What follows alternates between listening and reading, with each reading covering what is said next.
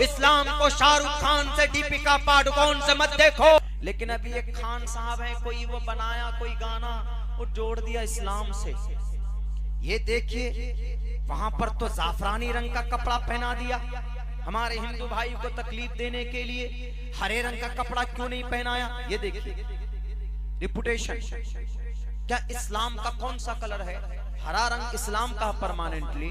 गलत बात, हरा रंग नहीं है, बल्कि सफेद कलर पसंदीदा है, महबूब है। अल्लाह के नबी सफेद कलर को पसंद करते थे, लेकिन कभी कभी सब्ज रंग के पगड़ी भी बांधते थे। वो सब्ज गुंबद जो है हरा रंग का, मदीनतुल मुनव्वरा का, उसी को वो लोग समझते हैं कि इस्लाम का पर्टिकुलर कलर कोई है तो वह हरा रंग है। जिस वक्त अल्लाह के नबी अलैहिस्सलातु वस्सलाम मदीना से मक्का आ रहे थे, मक्कतुल मुकर्रमा को फतह करने, 10,000 का लश्कर था। उस वक्त जब आपके सहाबा के हाथ में जो झंडा था, उस जमाने में हर बादशाह के फौज का एक न एक सिंबल होता था, एक न एक फ्लैग होता था, हर बादशाह का जमाने से ये चला आ रहा था। उस वक्त अल्लाह के नबी का भी फ्लैग जो था, झंडा जो था, जो इस्लाम का झंडा माना जाता, उस वक्त इस्लाम का झंडा कौन सा था? भारत के अंदर हमारे मुल्क का, हमारे इस देश का जो झंडा है वो तिरंगा है। तिरंगा में एक रेड कलर है और एक हरा रंग है, और नीचे व्हाइट, ये बीच में व्हाइट, नीचे हरा, 3 जो कलर दिया गया है, 3 बड़ी कम्युनिटी की तरफ इशारा है। हमारे इस मुल्क का झंडा कौन सा? तिरंगा। लेकिन हमारा जो हर मजहब का अलग अलग होता है, जाफरानी रंग है, गेरवा रंग है। हिंदू भाइयों को उनका मजहबी वो झंडा समझते हैं। मुसलमानों का मजहबी झंडा कौन सा है? मुसलमानों का मजहबी झंडा बहुत सारे हमारे मुसलमानों को मालूम नहीं है। बस सिर्फ ये समझते हैं वो हरा रंग का झंडा मुसलमानों का है। हरा रंग का झंडा मुसलमानों का नहीं है। अल्लाह के नबी अलैहिस्सलाम जब मदीना से मक्का चले थे तो उस वक्त जब हाथ में झंडा था, जो अलम था, आप अलैहिस्सलातु वस्सलाम के हाथ में इस्लाम की जो निशानी थी, 2 कलर से मिक्स करके उस वक्त वो झंडा बनाया गया था। पहला कलर ब्लैक था और दूसरा कलर व्हाइट था। आज वो झंडा जमीयत उलमा हिंद का जो झंडा है, वही झंडा मक्कतुल मुकर्रमा के फतह के वक्त में अल्लाह के नबी अलैहिस्सलातु वस्सलाम के सहाबा के हाथ में था। इसीलिए खुदा के वास्ते इस्लाम को बदनाम मत करो। इस्लाम को शाहरुख खान से, दीपिका पादुकोण से मत देखो। इस्लाम को आफताब से मत देखो। इस्लाम को आफताब और शरद के कान से मत देखो। इस्लाम को देखना है तो मोहम्मद रसूलुल्लाह की जिंदगी उठाकर देखो। इस्लाम को देखना है तो कुरान को देखो। इस्लाम को देखना है तो हजरत अबू बकर सिद्दीक की जिंदगी को देखो। इस्लाम को जज करना है उमर फारूक को देखो। इस्लाम को पहचानना है हजरत उस्मान को देखो, हजरत अली को देखो, अशरे मुबशरा को देखो, सहाबाए किराम को देखो। आपको कहीं पर भी ये नजर नहीं आएगा कि ये उन्होंने किसी को तकलीफ पहुंचाई होगा इनका कोई मकसद होगा। क्या वो फिल्म बनाने वाला कोई दाढ़ी और टोपी वाला मुसलमान है कि नहीं? जनाब, उन्होंने जाफरानी रंग का कपड़ा पहना दिया, हरा रंग का क्यों नहीं पहनाया? तो डायरेक्टर से पूछो, प्रोड्यूसर से पूछो जाकर। हमारा रोल मॉडल शाहरुख जी नहीं है, हमारा रोल मॉडल कोई है तो मोहम्मद रसूलुल्लाह सल्लल्लाहु अलैहि वसल्लम की जात अक़दस है। हम तो मना करते हैं। आए ना लाइन पे अब लोग क्या बोल रहे हैं? बाइकॉट गाने का, वो पता नहीं नाम क्या है उस गाने का, अल्लाह आलम, अल्लाह बचाए। खैर, कोई शर्म रंग ऐसे कुछ गाना है। अब क्या चल रहा है ट्विटर पे, फेसबुक पे? बाइकॉट यानी मना, गाना नहीं सुनना।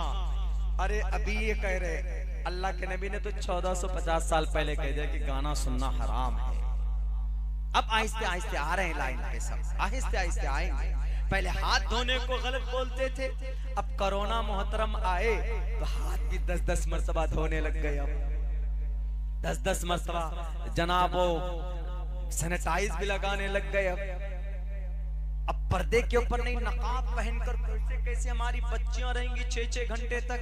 तो अल्लाह ने कहा अच्छा 6 घंटे तो दूर की बात बेटे, अगर तुम 12 घंटा ऑफिस में रहोगे तो वेयर योर मास्क।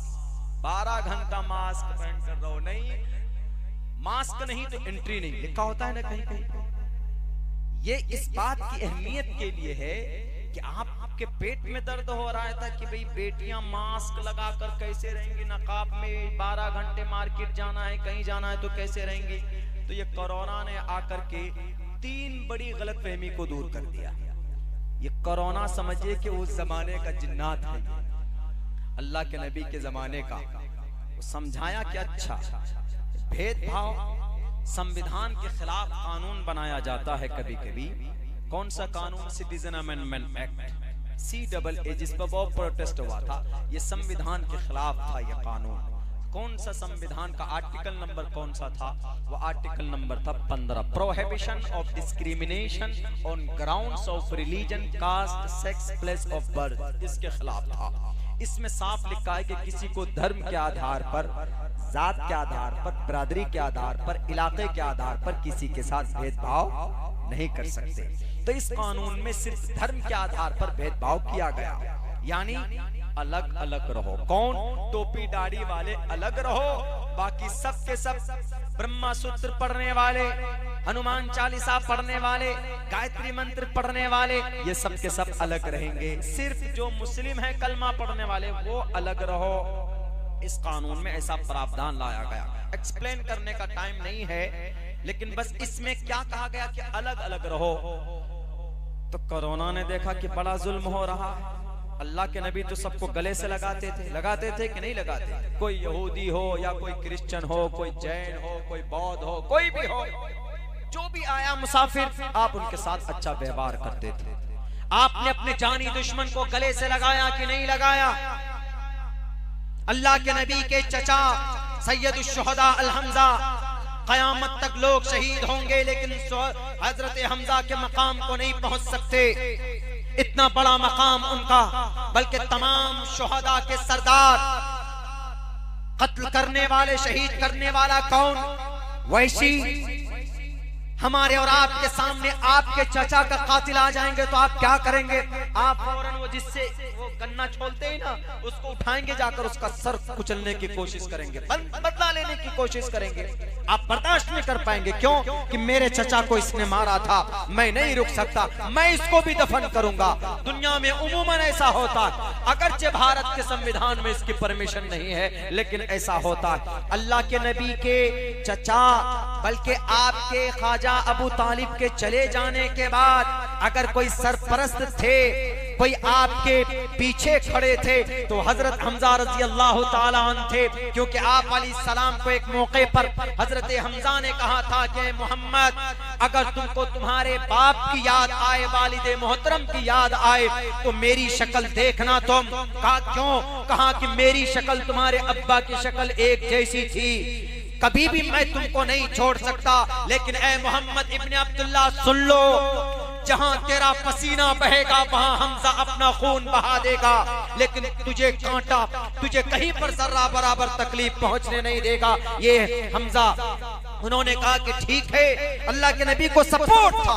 एक गार्जियन को दर्दनाक अंदाज में सीने को फाड़कर, अतरियों को निकालकर चबाया जाता, गले का हार बनाया जाता है, और नीचे पीछे से नेजा मारकर हलाक करने वाले शख्स का नाम वैशी। लेकिन एक मौके पर अल्लाह के नबी के दरबार में पहुंचते और आकर के कहते, मैं ईमान लाना चाहता हूँ। बहरे कैफ एक प्रोसेस में आकर वो ईमान ले आते, कलिमा पढ़ लेते। दुनिया वालों, है कोई अगर इराक में टेररिस्ट को ढूंढना हो तो अमेरिका इराक को तबाह कर देता है, अपने दुश्मन को माफ नहीं कर पाता।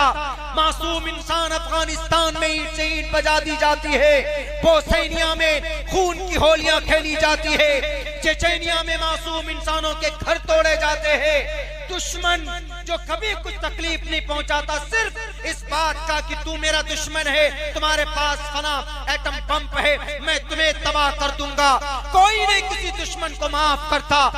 दुश्मन ही होती भी नहीं, लेकिन आओ नबी के दरबार में देखो, मोहम्मद रसूलुल्लाह ने तो अपने जानी दुश्मन को, अपने चचा के कातिल को सीने से लगाकर माफ किया और कहा कि जाओ, सिर्फ इतना करना कि तुम मेरे सामने से कभी मत आना, मेरे पीछे से आना। अगर कोई अपने चचा के कातिल को माफ करता है तो उसका नाम मोहम्मद रसूलुल्लाह सल्लल्लाहु अलैहि वसल्लम। कितनी तकलीफ दी गई थी मोहम्मद रसूलुल्लाह को, लेकिन सबको आपने माफ किया। जाओ इज़हबू व अंतुम मुतलका, जाओ सबके सब माफ। यूं ही नहीं कहा जगतपति असिनाश दूदमन मठेश्वर ये गुणन बिता, यूं ही नहीं कहा दुनिया का मुहाफिज, दुनिया का मुहाफिज, अपने स्वार्थ के लिए नहीं, दुनिया के लोगों को बचाने के लिए।